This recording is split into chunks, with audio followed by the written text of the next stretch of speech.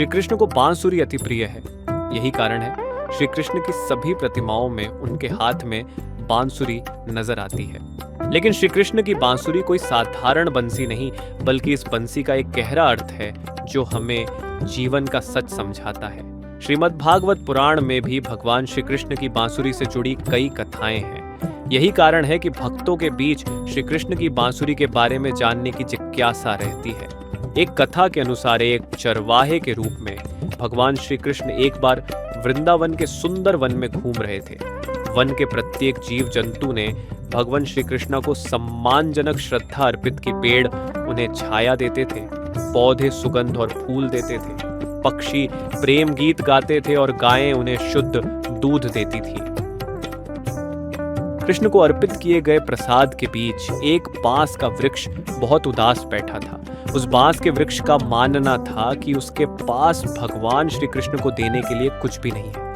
क्योंकि वह अंदर से खोखला है, इसलिए उस बांस के वृक्ष ने अपने आप को श्री कृष्ण को समर्पण कर दिया।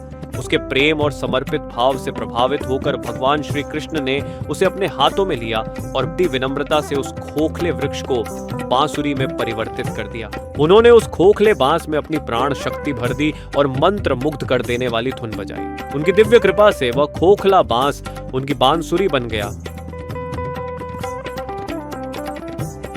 भगवान श्री कृष्ण के पास यह बांसुरी हमेशा रहती थी। बांसुरी की मधुर ध्वनि से गोपियां मोहित हो जाती थीं और मधुर ध्वनि सुनकर श्री कृष्ण के पास चली आती थी। जिज्ञासु गोपियां पूछती है कि कृष्ण को बांसुरी इतनी प्रिय क्यों है। कृष्ण ने खुलासा किया कि बांसुरी के स्वर हमारे अस्तित्व के पहलुओं का प्रतिनिधित्व करते हैं। जिस प्रकार बांसुरी खोखली होने के बावजूद भी अपने भीतर से मधुर ध्वनि निकाल के हम सभी को प्रेम से भर देती है, उसी प्रकार जो व्यक्ति जीवन के सुख और दुख को मुझे समर्पित करता है, मैं उनके पास हमेशा रहता हूँ और मैं उनका हाथ हमेशा पकड़ के चलता हूँ। इस सत्य को समझते हुए गोपियों ने अपनी झूठी पहचान को त्याग कर भगवान कृष्ण के प्रति समर्पण कर दिया।